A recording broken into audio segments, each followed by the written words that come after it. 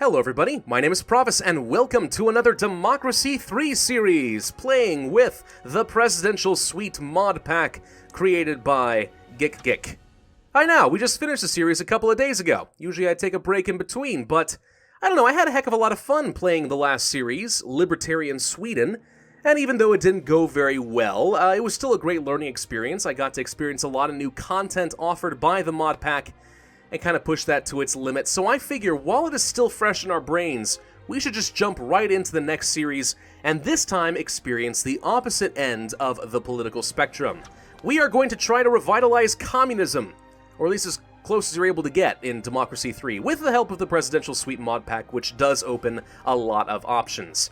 Now you might think I should play as a country like China, which is supposed to be communist already, but if you've seen the thumbnail, you know that I'm going to go with the Russian Federation. Largest country in the world, formerly the USSR during the Cold War period, and of course a bit before that. But the story we're going to go for here is that, well, goodbye Putin, he's finally having to retire, and in the meantime, Russia is only a shadow of its former self. In the days of the Soviet Union, Russia was able to stand toe-to-toe as a world superpower with the United States. And since then, since the fall of communism, well, it's just not going so great. There's so much corruption by the greedy corporate capitalist pigs, and the people are crying out for a return to the good old days of communism. So we are going to try to revitalize the USSR in this game today. Now, I know that there have been a lot of requests for different nations for me to play, such as Iceland, Mexico.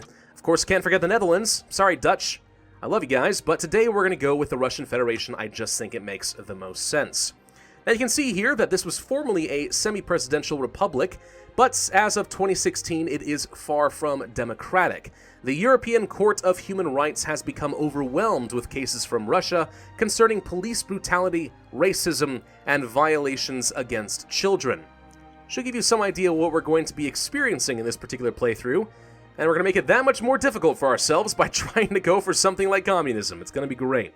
Largest country in the world with the 9th largest population. Something I didn't know is that apparently the life expectancy for men is only 62. That seems really low, especially considering women can live up to 75, as, you know, in general, averages. But still, we also have the most nuclear weapons and battle tanks in the world, so that's certainly fun. Alright, let's go ahead and play. Now, of course, if we're going to be going for something like communism, I think we have to call ourselves something like the proletariat. Obviously, we're going to be going for, you know, the Marxist, oppressed classes and stuff like that, the people's movement rising against, well, we're going to call them the bourgeoisie. Of course. Now, how do I spell this? I gotta remember. Bourgeoisie? I think that's right. I think that's how you pronounce it. I don't know. When I was a kid, no one told me how to pronounce that word, so every time I read it, I just read it as bourgeoisie, which obviously is not correct, but what did I know? Anyway, by default, the term length is going to be 4 years. We, of course, have no term limit because this is frickin' Russia. I'll just keep rigging the vote and stay in power forever. No, literally, that's exactly what I'm going to do. Difficulty, we will leave it at 100% today. I'm not going to go for a max difficulty run, but we're not going to go for easy mode this time either. I do know a bit more about the mod pack, so I feel like we have to go in without a handicap. Alright, let's go ahead and get started and see how much damage we have done to Russia. What's it going to look like? Welcome to your new job as president. I rigged the vote. You don't need to tell me. I already knew that I won. 143.7 million citizens. The GDP sucks. Great, I guess the price of oil and natural gas must have fallen again. Okay. Health is not so good, neither is education. Unemployment and poverty quite high to start us off, but at the very least crime is relatively low. That said, that's no surprise. If we do have a lot of police brutality, that means we probably have overpowered police forces, and they're out of control, punishing all evildoers. Oh, ay. Okay. Lots of negative events in Russia to start us off. This is going to be a fun challenge now, ain't it? Alright, starting with basic things like, I don't know, the national budget. We have a deficit of 49 billion rubles and a debt of approximately the same amount. Well, that kind of sucks. That's a huge deficit. Especially considering I'm only making 78 right now. Ooh, that's over 50%. Yikes. Okay, well, we're going to have to deal with that in due time, but let's take a look at some of these negative events. Now, some of these are familiar. You've already seen road accidents if you've seen the Swedish campaign. Of course, we already know what alcohol abuse is. We have street gangs running rampant through Russia. Gonna have to put that down. Of course, ghettos, segregation and poverty for ethnic minorities. antisocial behavior, and something new, police brutality. Our police officers have become infamous for using excessive force, especially against the poor, the young, and ethnic minorities. Many citizens no longer trust the legal system. We can restore the police's reputation by disarming them or by spending more on community policing, jury trials, or CCTV cameras. I'm not sure we're ever going to be able to completely get rid of this, to be honest. Start trigger is relatively low down here, and it's on top of the stop trigger. And then we have a lot of stuff that's contributing to this, like, holy crap. Tasers, armed police, intelligence services, detention without trial, racial tension, border controls, and so on. Yeesh. Yeah, I'm not sure we're ever going to completely get rid of this, but we can at least reduce it a little bit. It is, of course, upsetting the poor and the youth a lot, and it is creating a lot of liberals in Russia because, well, people see this kind of stuff going on, and they're crying out for restrictions against the police and more individual rights and protections and separation of powers, so no surprises there. Tourism, of course, is going down because people are not feeling very safe in Russia right now. We also do have a teacher shortage, dementia, which we've seen before, asthma epidemic, obesity, tooth decay. Okay. Let's see, we have homelessness, we have something new up here, veteran infirmity. Many veterans of our armed forces suffer from poverty, disability, and post-traumatic stress. We need to rehabilitate them through disability benefits, state pensions, and better general health care. Work safety laws and military drones can reduce casualties. Interesting. Okay, so a lot of our soldiers are infirm. And of course, by having this problem, violent crime is going up because, well, when you train most of your population to be violent killers, I mean, I guess when they get desperate, things can get kind of rough. And I don't say that because I assume everybody in Russia fights the military on my own. I think there's actually a 3-month service. By default, in the game, right here, national service. So we're going to start off with this sucker. Military strength goes up, but of course so does veteran infirmity. We could reduce this to something like basic training, and we are still considered a strong leader simply for having everyone have basic military training in Russia. Not that we're going to do this right now, but that certainly is an option if we so desire at some point. Of course, if we are going to be going for a communistic, playthrough, then maybe we want to go for something like periodic service, but we'll see. Not sure if I want to impress everybody yet. We'll find out. We do have a skills shortage currently in Russia. That's going to be a drag on the GDP. Sexism, air pollution, and we start off with a general strike. That's terrible. Okay, so by default, we are starting off with minus 40% to the GDP. This is probably the first thing that we want to fix. It's probably going to be kind of expensive, and it's not going to fix our deficit, but it certainly won't keep the GDP tied down in the meantime, so that's something we are going to have to do. Okay, not a lot of tax policies to start off, which is kind of surprising. Not going to lie, kind of expected a lot more, but alright. With 25 points, what should our first course of action be? Well, getting rid of the general strike. And what better way to do that, I think, than planting spies against all opposition groups. Domestic undercover agents, yes. That sounds like the first sort of thing you'd expect in a communist takeover of the government. Purges of all opposition, which is basically already what's happening in Russia in a lot of ways. But never mind. The government can hire informants and moles within organizations and movements perceived to be enemies of the state. They can disrupt organized crime as well as strikes and protests. That sounds like something we want. Of course, it's going to create a lot of corruption, but I mean, that's sort of to be expected anyway, right?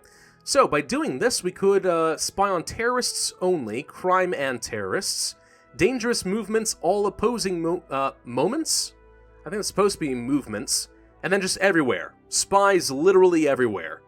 Not sure we want to go quite that far. It is going to upset the trade unionists a lot, but greatly reduce the membership of liberals and trade unionists. Now, this is a little bit of a problem, because if I am going to be going for a collectivist playthrough as communist, I kind of want to have a lot of trade unionist membership. So maybe we don't want to max this out, but we want to have at least a little bit. What if we did, like, I don't know, we'll just say all dangerous movements. About 2.5 billion rubles. Dangerous movements, including the general strike and, well, basically all opponents. I'll just classify them as dangerous. It's the same thing, right? That should reduce the general strike by about 10%. Not sure it's going to solve the problem, but it certainly will help. And in the meantime, let's see, what are the primary drivers here? Poor earnings. Poor earnings are very low. That is a big driver for the general strike. Okay. Poverty is another one. Poverty is way too high. Okay. Let's see. Trade unionists are very unhappy, so that's a problem for me.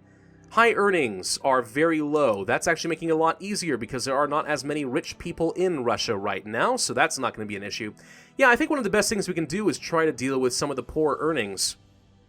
Big part of that has a lot to do with wages and stuff like that. Let's see. And poverty, what's a big driver here?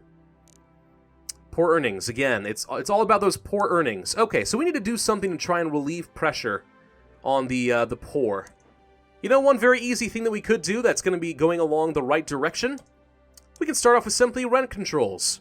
Yes, exploitation of greedy landlords, not in communist Russia. It's not quite communist yet. It's going to take us a few years to get to that point, but we'll start small. Rent controls are not unheard of. No one will be the wiser. The bourgeois shall not know. It's only going to cost us 24 million rubles at maximum, which is going to be great. So by doing this, socialists like this, poor earnings goes up, poverty goes way down. The high earnings are already at minimum, so really, who cares, right? And private housing, pah, not a big deal. We'll create more socialists, or communists, by doing this. The people shall love me, except for the capitalists. The capitalists will be very unhappy by this. Which, considering about 29% of the population is capitalist, that will kind of suck, but at least we are still primarily socialists, so alright. Let's save the rest of these points and move on. We do need to keep raising some money. Let's see, we have a deficit of about 52 billion rubles right now. The Church of Christ has been expressing dismay. Oh no, we've upset the Orthodox Church. Alright, debt protection laws. Debt collection agencies have been in the news because of the aggressive methods they are using to extract payment. These debt collection agencies provide credit to people whom larger, more respectable companies will not lend money. A law is proposed to limit the ways in which such agencies can operate. This is in the base game, so I think we've already seen this before. We are definitely going to limit their activity because I think that makes the most sense for this playthrough. And let's take a quick look-see. Okay, so it says it's still going up, but nothing's really taken effect yet. There are some things we could do to try and reduce that. The first thing that comes to mind would be something like the earned income tax credit. That would give them a lot more money. The poor, I mean. The poor and the middle class would have a lot more money to keep in their pockets, and that would help quite a bit. However, that's going to cost me a fair chunk of money. What if instead we started with a tax? Let's say a luxury goods tax. This only applies to the wealthy, right? I mean, no, not necessarily. By doing a luxury goods tax, we're actually increasing the cost of those goods and services to the average consumer, thereby pricing a lot of people out of luxury goods and making it so that only the wealthy can afford something like this, but that's okay. That's okay. The important thing is probably right now only the rich can afford these to begin with and we want to take their money. So let's go ahead and get started with a luxury goods tax of something pretty high, let's say about 55%. That will raise approximately 9.4 billion rubles per quarter. Socialists will be thrilled. The wealthy, understandably, will not. But equality goes up by almost 15%, which is pretty good. The tourism hit kind of sucks, but we're probably not going to be relying on tourism for this playthrough to begin with. In fact, odds are pretty good foreign relations will be pretty low for most of this playthrough to begin with. By the way, the state employees and the farmers love me, so that's good. Patriots as well, of course. Yes, that just makes sense. Alright. Alright, so that's certainly one thing we can do to try and raise a bit of money. And now I'm going to use that money through the Earned Income Tax Credit to try and improve the earnings of the poor and the middle class. Perfect. Something like this will work wonders, I suspect. Let's not spend much more than we already earned from the luxury tax, though. We'll do about 9 billion rubles per quarter. Poor earnings will go up by almost 20%. Unemployment will go down, and productivity will go up. The middle class will be doing a little bit better as well. We're trying to eliminate classes entirely in this playthrough if we can, but whether or not that works, I don't know. We're going to find out. So, what's our productivity looking like right now? Not very good. Not very good at all, in fact. We'll have to do something about that. Unemployment, no, that's productivity again. Where's unemployment? There you are. On its way down. Yeah, the Earned Income Tax Credit alone is going to bring this down quite a bit. We actually might find ourselves very rapidly at a point where we're going to have minimum unemployment and create a labor shortage again. Which we've already experienced before, but hey, why not again? Why not, right? Alright, let's go ahead and move on to the next turn and see how things are looking. Oh, good! Oh, good! This is a good start. This is appropriate. This is about what I would expect. Corruption has developed, and civil rights protests have also developed. Fun. Okay, deficit is about where it was before. A professor was arrested, burgling his own home. A celebrity academic of an ethnic minority has been arrested by police. As he came home from overseas, he could not find his home keys and tried to break into his own house. As he was apprehended by the police, he refused to comply to his orders. 2. And was arrested. The media request a comment from the country's leader. Oh, this is new. Alright, what do we got? Support the arrest. The police patrol acted according to protocol and nothing says that he apprehended the professor because of his race. In fact, the professor behaved arrogantly. From the assumption that his position would place him above the law, all citizens must comply to police orders.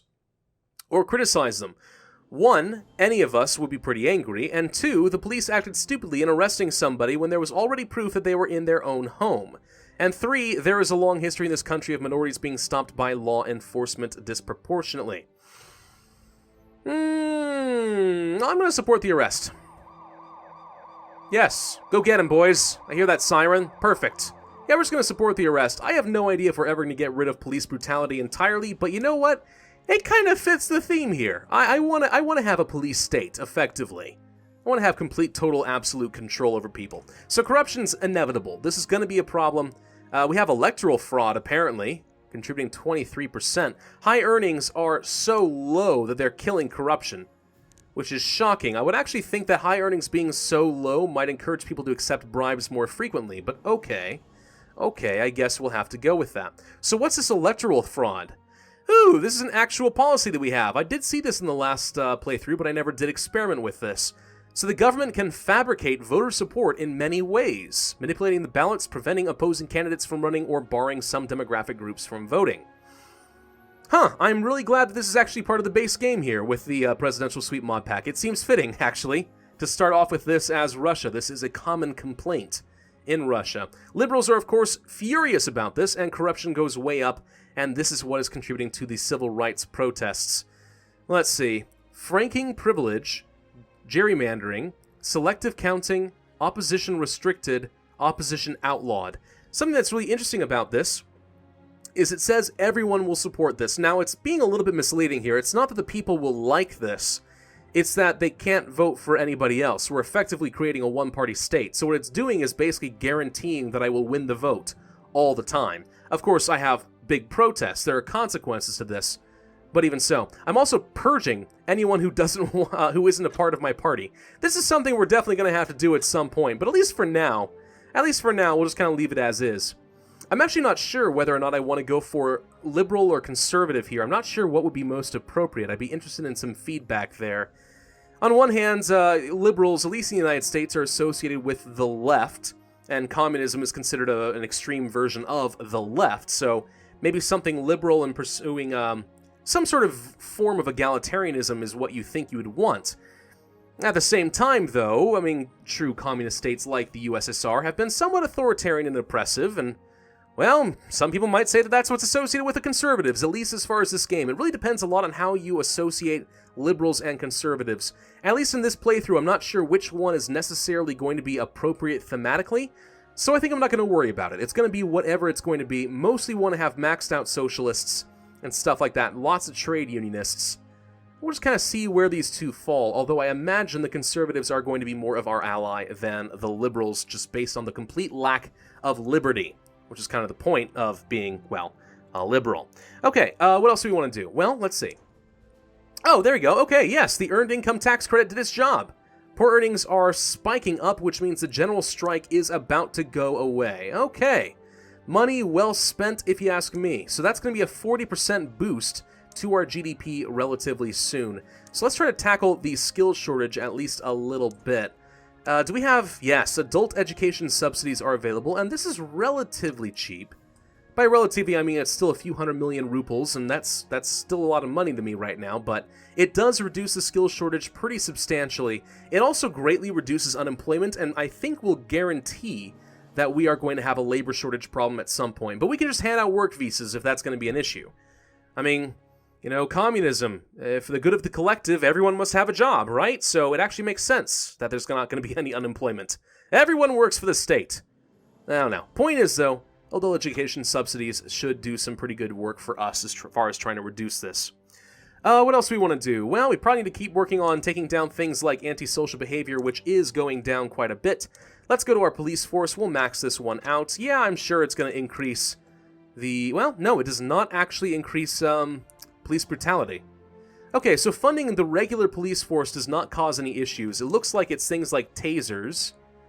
And I'm going to guess, where's the armed police? There you are. Yep, armed police does a lot for police brutality. What's involved in this here, by the way? Oh my god! Okay! I'm going to go ahead and guess that the domestic undercover agents were not appreciated. Yeah? Well, that's weird. It actually says it's reducing the civil rights strike. It looks like the civil rights strike is something that was going to happen no matter what. That's interesting. It's because the liberals hate me. Absolutely hate me. Huh. Maybe we should go for more conservatives in this playthrough. Maybe. Electoral fraud. The youth don't like me. That's a problem. Detention without trial. That is something we have by default. For 30 days, no trial necessary. You can just detain them. Interesting. Yeah. Well, that's going to reduce us a little bit, just the threat of force, but it doesn't contribute to the police brutality. I'm not sure we're ever going to be able to get rid of this entirely either, unless we just straight up get rid of the liberals. But even then, if it's anything like the general strike we had in the Libertarian Sweden playthrough, even if you have no trade unionists, as much as they hate you, will continue to contribute. So even if we got rid of all liberals, I'm not sure that solves the problem per se. Alright, well, at least one thing we could do is try to max out CCTV. This does reduce police brutality a little bit, also antisocial behavior and street gangs, which is good. Reduces crime, and people like it. It's a pretty good way of using money to just buy people's favor and have some good effects in the country. So we'll go ahead and do that. I've only got 8 points left. Let's try to invest in a few things like some campaigns. Campaigns that are very, very cheap for me, but in the meantime have some good benefits. For example, the cycling campaign will reduce car usage, which is good for the accidents and pollution, and increase health for only a few 100 million rubles. We can do something very similar with a healthy eating campaign for 185 million rubles. Health goes up, obesity goes down. And we also could do the compulsory school sports, which does the exact same thing for almost the same price. There you go. That's a very cheap way of trying to improve the nation's health without having to contribute to our state healthcare service. So yeah, that's alright. We'll work with that. Moving on into the next turn. What do we have? The general strike has come to an end. Good, the GDP is finally starting to come back. And now our deficit is still only 53 billion, even though we did spend a fair bit more money. Okay. Well, as long as the GDP continues to rise, we'll be in a little bit better shape. I probably will have to raise the income tax, or something equivalent, at least at some point. But for now that is an improvement. One thing we could definitely do... Let's see, how's our... Okay, we could try to improve the GDP by boosting up our productivity. Productivity right now is far too low. What if we started up a new welfare program, the Childcare Provision? Yes. Why don't you send your children, your little babies, to be raised by the state? Yes. We will take good care of them for you. I promise not to indoctrinate them too much. Unemployment goes down, sexism goes down, compassion goes up, but more importantly, productivity goes up by about 9%, which will be very useful. And education goes up because more parents are able to stay in school and contribute toward reducing the skills shortage, which it says is going up, but I don't think I believe that. Then again, what is this saying here? Hang on. Police force. Oh, interesting. Maxing out the police force is increasing the skills shortage. We're taking all the people who could have been going and becoming skilled labor, like construction workers, machinists, plumbers, and so on, and because we're funding the police so well, we're enticing them to those jobs instead. Well, that's a kind of a cool change. I like that. I like that a lot. Okay, well, what else should we do? Well, we should continue reducing poverty is what we should do. Let's go to state housing and let's max this out. Yeah, it's going to cost a lot of money, but it's going to reduce homelessness by another 25%. Socialism membership goes up a little bit, and equality goes up. And the sooner I can get equality up, the better. That's going to create an egalitarian society, at least I hope it will. It is slightly on the up and up. Slightly. Homelessness then. Oh wow, actually homelessness is about to go away. Well, okay, state housing should definitely get rid of that problem forever. Excellent. The only downside is it's going to cost me a lot of money. And I'm going to have to find ways to get some more money. But I can't just cut spending on the military or the state services. That just doesn't fit the playthrough, so... I guess taxes ahoy. That's going to be my next goal, but okay. Alright, well, I'm going to go ahead and end this video here. I'm hoping that the videos will be a little bit shorter than they were during the Sweden campaign, but who knows? There's still a lot to explore. I will continue to play 1 year of in-game time per video. So I hope you guys are looking forward to the rest of the series. Let me know in the comment section what you think should be a priority. I'm thinking ban a lot of private services. Probably want to ban religion as much as possible because that actually kind of fits historically with the trend of the USSR under Lenin. So we'll try to do something like that. Get a lot of trade unionists, a lot of socialists. Should we go for more conservatives? Maybe. State employees, obviously we want to have lots of farmers and state employees, lots of people working for the state. So I don't know. Let me know what you guys think would be appropriate, what kind of things I should go for that I haven't already talked about. And of course, subscribe if you want to see my future content. My name is Pravus, and I will see you guys next time.